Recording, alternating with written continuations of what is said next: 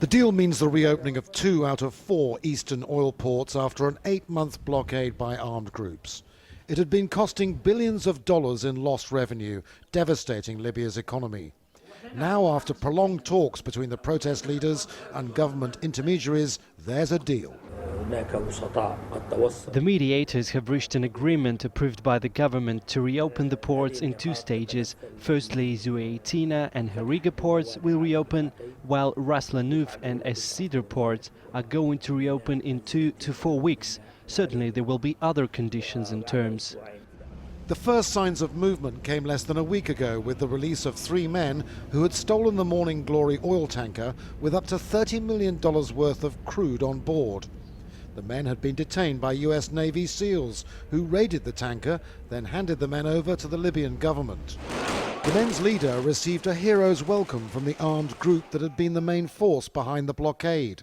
Its head, Ibrahim Jadran, was behind all the demands for autonomy and a larger share of the oil revenue for the eastern region. But it's believed there is dissent among some armed groups about making a deal with the government.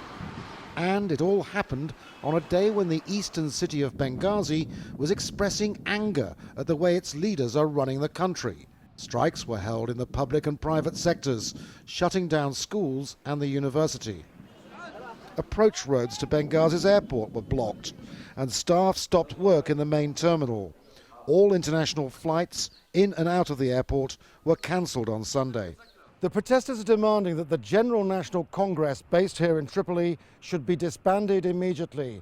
They say that infighting amongst parliamentarians has been a major factor in the breakdown of law and order, any semblance of it throughout the country, particularly in the east.